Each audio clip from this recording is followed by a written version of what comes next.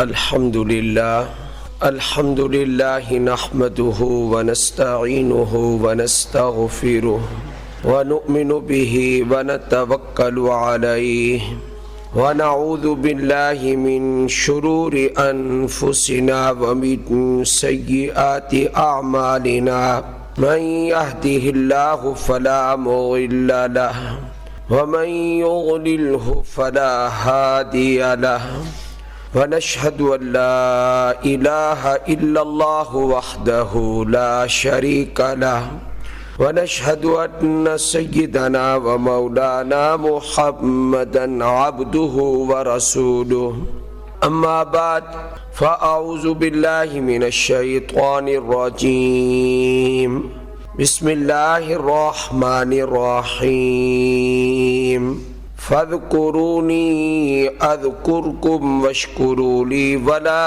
تكفرون قال النبي صلى الله عليه وسلم فيما يرويه عن الله تبارك وتعالى أنا عند ظن عبدي بي صدق الله العظيم وصدق رسوله النبي الكريم اللهم صل على محمد وعلى آل محمد كما صليت على إبراهيم وعلى آل إبراهيم إنك حميد مجيد اللهم بارك على محمد وعلى آل محمد كما باركت على إبراهيم وعلى آل إبراهيم إنك حميد مجيد۔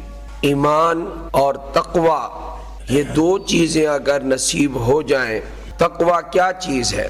تقوی ہے کہ آدمی گناہوں سے بچے، اور ان دو چیزوں کے بعد اگر زندگی کا ایک معمول بن جائے کہ گاہے گاہے اللہ تعالیٰ کا ذکر زبان پر آتا رہے، اللہ تعالیٰ کی یاد زبان پہ جاری رہے، تو یہ بندے کی بہت بڑی سعادت ہے۔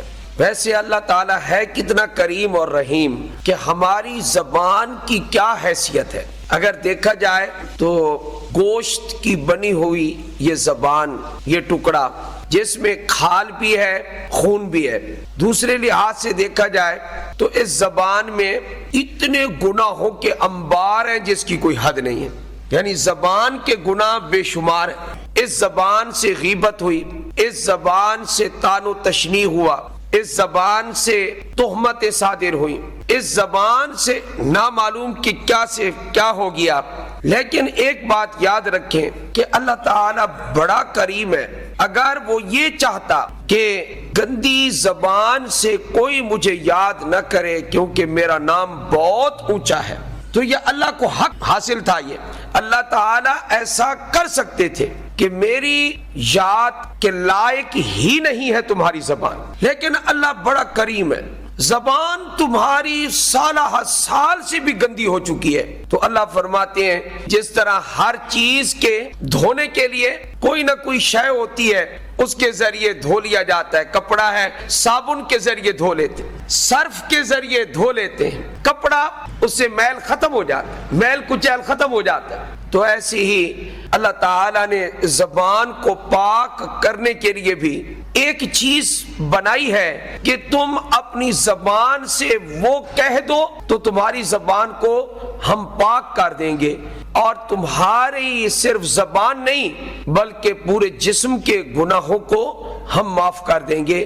وہ کیا ہے کہ اللہ تعالیٰ نے ہمارے لیے ایک تحفہ بنایا ہے جس کو کہتے ہیں استغفر اللہ۔ جب بندہ استغفر اللہ کہتا ہے تو اس وقت ہماری زبان کے گناہ ختم ہو جاتے ہیں، بلکہ وضو کرنے سے ترمذی شریف کی حدیث میں ہے جب بندہ وضو کرتا ہے اس وقت بھی انسان کے گناہ نکل جاتے ہیں، دھل جاتے ہیں۔ تو خیر یہ بات تو میں نے عرض کر دی کہ اللہ کو یہ حق حاصل تھا، لیکن وہ کریم اور رحیم ہے، جس حال میں بھی بندہ اللہ کو یاد کرے۔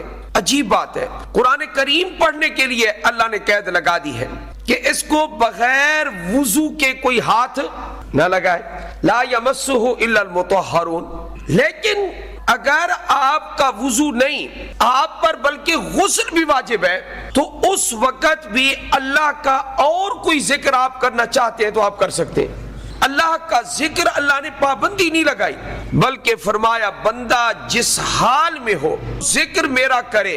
اگر ایسے مواقع ہیں جہاں پر زبان سے آپ ذکر نہیں کر سکتے تو اللہ تعالیٰ کو دل میں بھی یاد کر لیں، تو دل کے اندر یاد کر لینا یہ بھی دل کا ذکر ہے۔ یہ آدمی بیت الخلاء کے اندر داخل ہو جاتا ہے، زبان ذکر نہیں کر سکتی، منع ہے، آپ زبان سے ذکر نہ کریں، لیکن اگر آپ کی توجہ اس وقت آپ کا ذہن آپ کا قلب اللہ کی طرف متوجہ ہو گیا، اللہ کی یاد آ گئی، تو یہ بھی اللہ کا ذکر ہے، اور اس ذکر کو ذکر قلبی کہتے ہیں، یعنی دل کا ذکر ہے۔ یہ ایک صحابی رسول صلی اللہ علیہ وآلہ وسلم خدمت اقدس میں حاضر ہوئے، آپ علیہ الصلوۃ والسلام نے ان کو کیا نصیحت فرمائی؟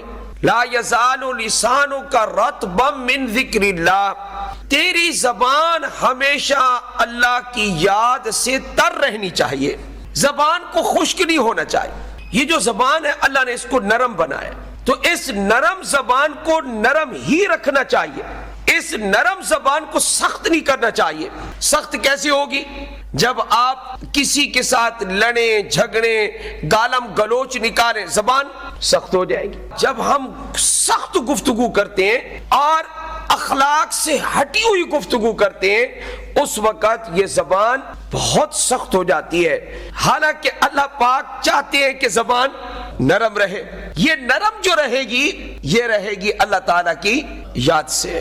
ایک آیت قرآنیہ ہے، اللہ تعالیٰ ارشاد فرماتے ہیں یا ایھا الذین آمنوا اذکروا اللہ ذکرا کثیرا، اے ایمان والو اللہ کا ذکر کرو، ذکر کثیر، اللہ کو بہت یاد کرو، ذکر کثیر کا حکم ہے۔ وسبحوہ بکرۃ واصیلا، اللہ تعالیٰ کی تسبیح بیان کرو صبح بھی اور شام بھی۔ یہ تسبیح بھی اللہ کا ذکر ہے، سبحان اللہ کہنا یہ اللہ کا یہ ذکر ہے۔ یہ سبحان اللہ کا بہت بڑا ثواب ہے۔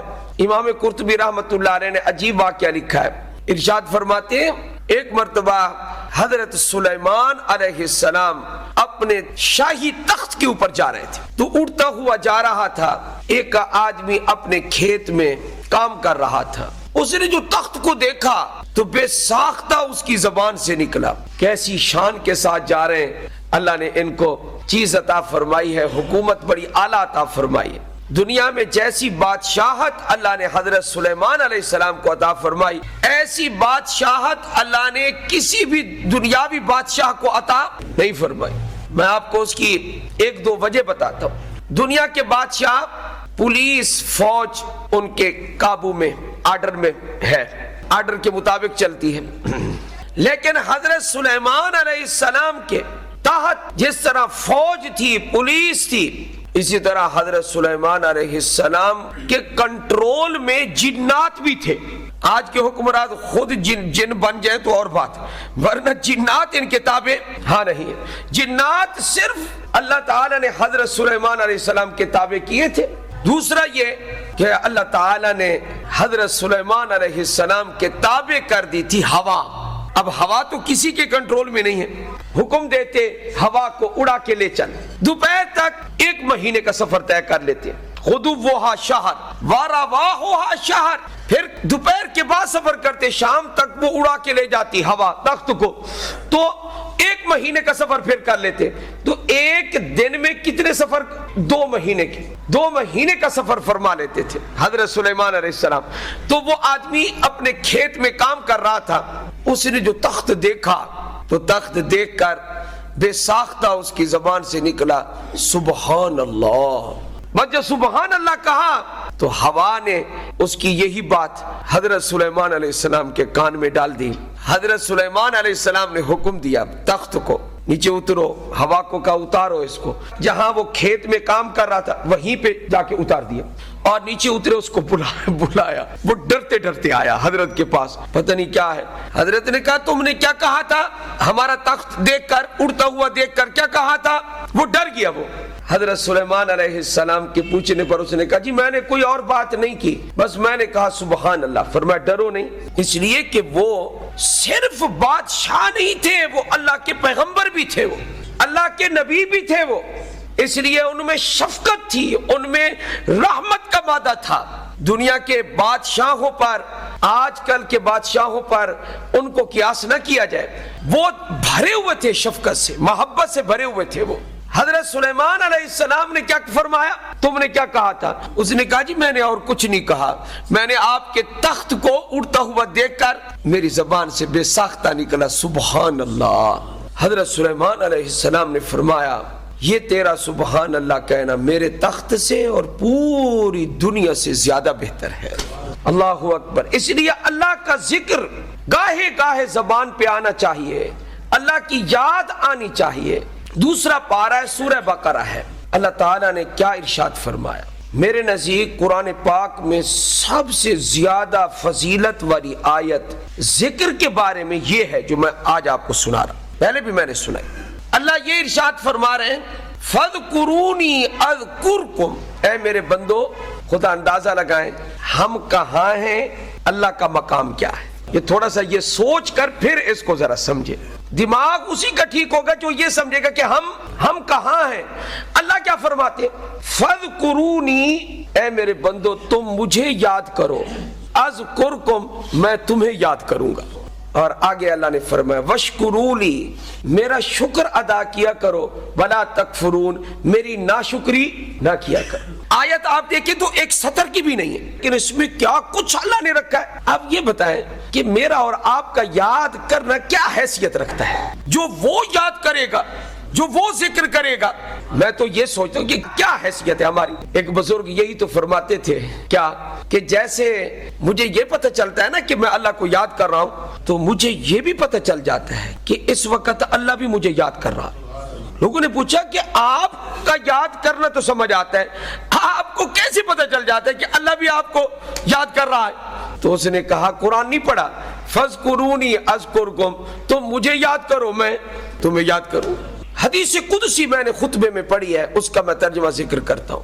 یہ ایک بات آج پلے باندھ لیں آپ، اللہ تعالی کے بارے میں کبھی بھی برا گمان نہیں کرنا. کچھ ہو جائے، پکے ہو جائیں آپ کو درد ہے جسم میں، آپ کو بخار ہے، کینسر کا مریض بھی ہے، لیکن کبھی نہ سوچے کیا کہ اللہ میرے ساتھ برا کر رہا ہے. کبھی اللہ کے بارے میں برا گمان نہیں کرنا. آپ فقیر ہو جائیں، کنگال ہو جائیں، لیکن آپ کی زبان سے کبھی یہ نہ نکلے کیا کہ اللہ نے میرے ساتھ برا کیا ہے، یہ کبھی بھی نہ نکلے. ہمیشہ اللہ کے ساتھ کون سا گمان کر رہا ہے؟ اچھا گمان. وہ ایک بزرگ تھے نا، وہ عبادت بہت کرتے تھے، اللہ والے تھے. ان کے دل میں بار بار آتا تھا تیرے نفل قبول نہیں ہے.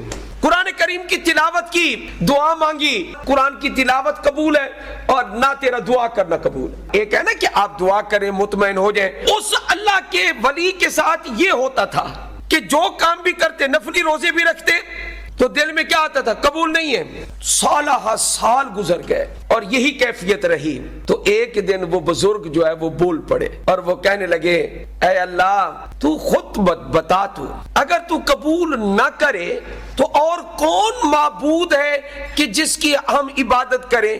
چاہے قبول کر چاہے قبول نہ کر، عبادت تو تیری ہی کرنی ہے ہم نے.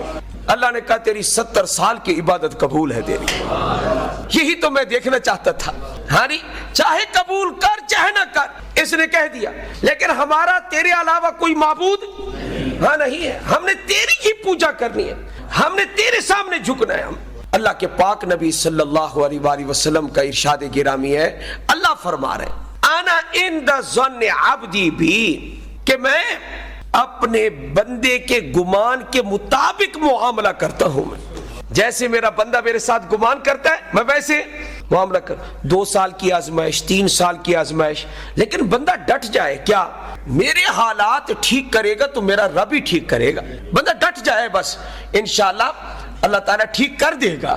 ہاں جی، اللہ کے ہاں کمی نہیں ہے.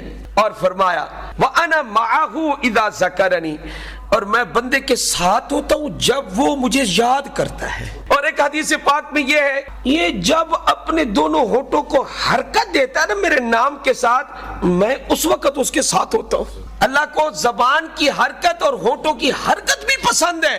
جو زبان کی حرکت اور ہونٹوں کی حرکت اللہ کی یاد میں ہو. فرمایا فَإِن ذَكَرَنِي فِي نَفْسِهِ ذَكَرْتُهُ فِي نَفْسِي، اگر وہ مجھے یاد کرے گا تنہائی میں تو میں اللہ بھی اس کو تنہائی میں یاد کروں گا. وَإِن ذَكَرَنِي فِي مَالَئٍ ذَكَرْتُهُ فِي مَالَئٍ خَيْرٍ مِّنْهُ. اور اگر وہ مجھے یاد کرے گا کسی مجمع میں یاد کرے گا, دوست بیٹھے ہیں اور ذکر کر دیا اللہ کا, یار اللہ کا بڑا کرم ہے, اللہ کا بڑا فضل ہے, اللہ بڑا رحیم ہے, اللہ بڑا کریم ہے, بچوں میں بیٹھ کے دوستوں میں بیٹھ کے اللہ فرماتے یہ مجمع میں باتیں کر رہا ہے, میں اس سے بہتر مجمع میں فرشتوں کے مجمع میں اس کا ذکر کروں گا. میں اللہ ہم سب کو اپنی یاد کی توفیق عطا فرما. وآخر دعوانا الحمدللہ رب العالمین.